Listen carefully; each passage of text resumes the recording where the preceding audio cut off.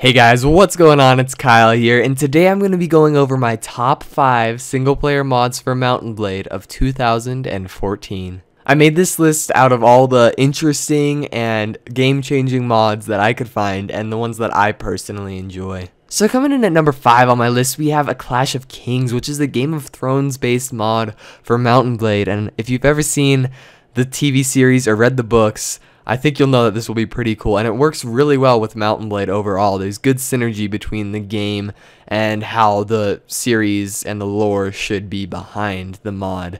So I really enjoyed this mod. It's interesting to see things you read about or see or hear about come to life in a game and be able to make your own choices, because I know when I'm watching Game of Thrones or I'm reading the books, I get really frustrated because I want people to do different things, yet I obviously can't tell them to do it because it's a story. And you finally get to take control of the characters you know and love and interact with them, and it's just a great mod overall. And coming in at number 4 on the list, there's one that I know I'm going to butcher the name of. It's called Brighton Walda, something like that. And it's a great mod overall because of how much it changes the game. Because if you're getting sick of Warband and you just want a new experience, it really changes enough of the game to make it seem like a whole new game. It's based in the British Isles after the fall of the Roman Empire, and I like this mod because you don't necessarily have to go out and get a big army and do the things you usually do in Mount&Blade, because that's really what gets repetitive after you play it for a long time, is the overall goal of the game. And this mod probably does one of the best jobs out of all the mods on this list of changing the overall goal. You can join an army, you can fight for yourself, you can focus more on individual characters and not necessarily on having 300 men in your army and destroying castles. And that's why this mod comes in on this list. And up next we have a mod called Prophecy of Pendor, which is a mod that I like a lot.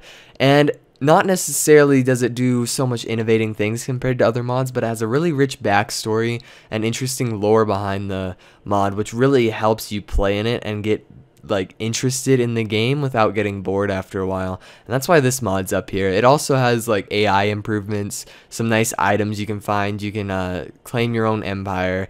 It's just really nice overall mod, and that's why it's coming in at the middle of this list. So the mod that's coming in for number 2 is a mod called Diplomacy, and it's not a full conversion mod. It does add a lot of depth to the game though, so rather than changing like the continent and all the names of everything, it doesn't do that. It just adds depth to the game with diplomacy. It makes it a lot more diplomatic, not so much go out, smack this guy in the face with your sword and you win.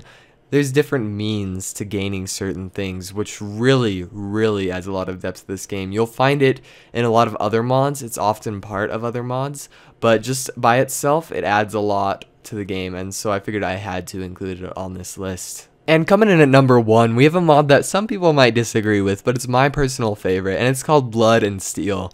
And I like this mod so much just because it adds so much difficulty to the game. It doesn't really make it that much more complex.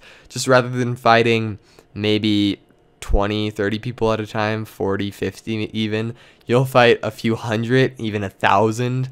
The battles are so much bigger. The AI is so improved. It's so much more difficult. It's a lot more realistic in terms of difficulty. And I really like this because it makes the game more interesting to me for a longer period of time, because the reason I get bored of Mount&Blade is because it gets too easy. My armies are too big, I have too much money, too much gear, too much castles, I get bored. Whereas in this mod, you'll never really have to worry about that because the satisfaction is all in making it through one battle, not overall taking over the whole world. So you're probably not going to make it through every battle because they're really difficult, but overall it is very satisfying. And that's why this mod came in at number 1. So I hope you guys really enjoyed this list. These are my personal favorite mods, and I'm sure lots of other people will enjoy all these mods because they all have great features in them. They're all so much fun to play. I would recommend my earlier on mods like number 5 and 4 and 3 if you want a full game-changing mod. Even Blood and Steel, it really changes the game. Diplomacy is a really great mod. It's really hard to rank them in order. If you guys have other ideas for mods that I should try, make sure you post them down below in the comments, because I will definitely love to check them out if you disagree with certain mods I have on this list. Thank you for watching. I hope this helps you in some way. Maybe you'll try one of these mods that you've never tried before. If you did, make sure you leave a rating and subscribe if you want to see more content from me. I'll see you guys all later. Thanks for watching.